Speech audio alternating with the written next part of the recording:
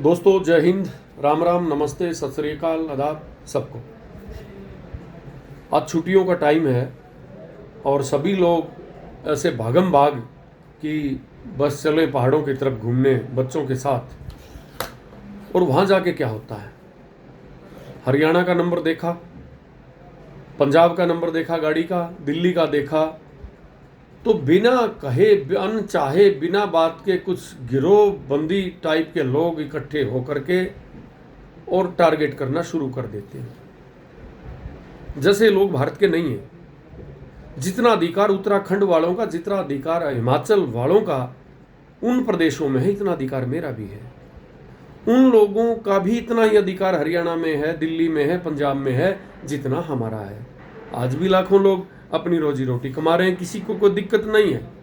परंतु एक दौर था जब एक बात कही जाती थी कि पहाड़ का पानी और पहाड़ की जवानी कभी पहाड़ के काम नहीं आती।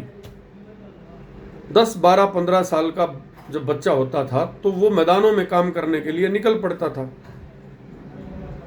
परंतु आज देश की जनसंख्या बढ़ रही है, लोगों के पास सुख सुविधाएं हैं, तो लोग छुट्टियां मनाने फिर ठंडे स्थानों में जाते हैं। जब यात्रियों ने जाना शुरू कर दिया तो पहाड़ की पानी भी और पहाड़ की जवानी भी वो पहाड़ के काम आने लगी। वहाँ के लोग वहीं बैठ के कमाई करने लगे और बाहर प्रदेशों से भी काफ़ी लोग वहाँ पे स्थापित हो गए और वो अपने रोजगार चला रहे हैं। परंतु इसकी आड़ में एक होटल माफिया, टैक्सी माफिया का धंधा भी चल पड़ा। अब पिछले दिनों ऋषिकेश में हरियाणा के जिन युवकों के साथ, हालांकि पुलिस ने अच्छा काम किया, उनकी सुनवाई करी, लेकिन उनको नंगा करके जिस तरीके से पीटना, और एक तो हम देख रहे थे कोई साधु के भेष में था। अरे जो लोग, तुम गंगा के ठेकेदारी की बात करते हो, तुम लाशों को गंगा में डाल देते हो, तुम गंदगी को गंगा में डाल देते हो, तुम बनारस काशी जिसको मोक्ष का द्वार कहते हैं, जिसको शंकर भगवान की नगरी कहते हैं, उस गंगा में तुम्हारे स्टीमर चलते हैं गुजरातियों के, जिसमें मल और मूत्र जो लोग विसर्जन करते हैं वो गंगा के अंदर छोड़ते थे। शर्म तो आप लोगों को नहीं आती। लेकिन अगर एक हरियाणा के आदमी का हुक्का दिखा, हम इस बात के पक्षधर नहीं है कि कोई हुक्का लेकर वहां पे जाए और बस की गाड़ी की छत पे, बस की छत पे बैठ के हुक्का पीता जाए। कोई लेके जा रहा अपने रूम पे, अगर किसी को पीना है, अगर कोई वहां अलाउ करता हो होटल या धर्मशाला, तो वहां लीजिए। अदरवाइज यहाँ छतों पे बैठ के एक आध 100 में से 1-2 निकम्मा हमारे प्रदेश में भी होता है कि वो चला जाता है। और उसका परिणाम ये होता है कि जो लोग कहा करते थे कि ये पहाड़ की पानी और जवानी यहाँ काम नहीं आ रहा, जिनको रोटी और रोजगार मिला है यात्रियों की वजह से, और यात्री को लक्ष्मी और देवतुल्य ना समझ करके, जैसा कि विधान है, उन लोगों को मारपीट की जाती है, उन लोगों को प्रताड़ित किया जाता है। छोटे छोटे बच्चे हम देख रहे हैं, कहीं केदारनाथ में, कहीं बद्रीनाथ में, कहीं ऋषिकेश, कहीं हरिद्वार, छोटे छोटे बच्चे महिलाओं की गोद में होते हैं, उनको नहीं बख्शा जाता। आप क्या साबित करना चाहते हो? जिस हरियाणा से तुम नफरत करते हो, जिस पंजाब से तुम नफरत करते हो, तुम्हारी सुरक्षा के लिए तो हर 10वां फौजी हमारा खड़ा है वहां। अगर आप इस अपने पराये पे आओगे, परंतु नहीं, वहां जितना अधिकार है, हमारा भी 1-1 इंच पे अधिकार है और आपका भी यहाँ पे अधिकार है। हम सब भाई हैं, इस मुल्क को कमजोर मत करिए। एक शहर में जाते हैं, एक शहर में 6-6 नाके लगे मिलते हैं। इतनी बड़ी बेहूदगी, इतनी बड़ी बेशर्मी, और लोगों को परेशान, मार पीट, जो असल मुद्दे हैं वो दब जाते हैं कि हुक्का लेके आए हैं। अरे भाई, जो ड्रग्स का कारोबार फैल रहा है, 10 साल के बाद तुम्हारी पीढ़ियां खराब हो जाएंगी। वो ड्रग्स का जो कारोबार फैला रहे हैं, जो विदेशी लोग आते हैं, नगनता फैलाते हैं, उन पे कोई बोलने को तैयार नहीं है। ड्रग्स आए, हुक्का नहीं आए।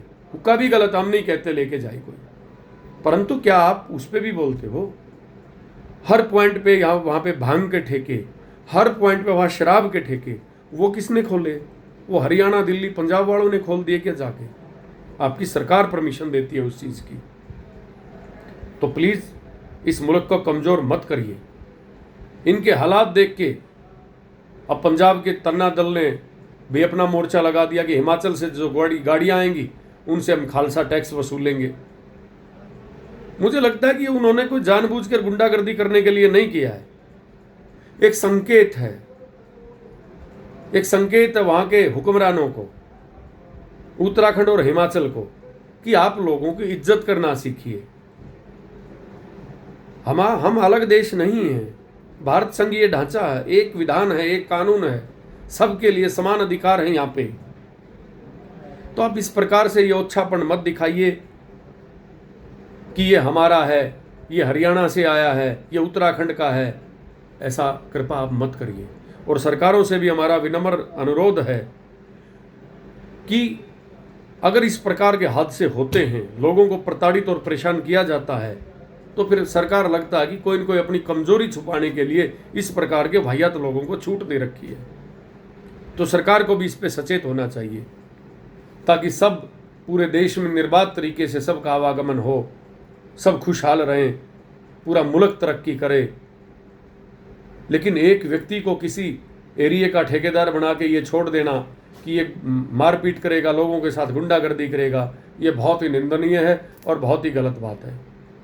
और ये आज तो सोशल मीडिया का ज़माना है। मैं उन भाइयों से भी कहना चाहता हूँ, हमारे जो भाई हैं, हमारे उत्तराखंड के, हमारे हिमाचल के भाई, इसमें कोई संदेह नहीं है कि ये सीज़न का दौर है और ये देश तो लाइन पकड़ता है। अगर लोगों ने लाइन पकड़ ली, आपके पास नहीं आएंगे तो मान लीजिए फिर पहाड़ का पानी और पहाड़ की जवानी फिर पहाड़ के काम नहीं आएगी।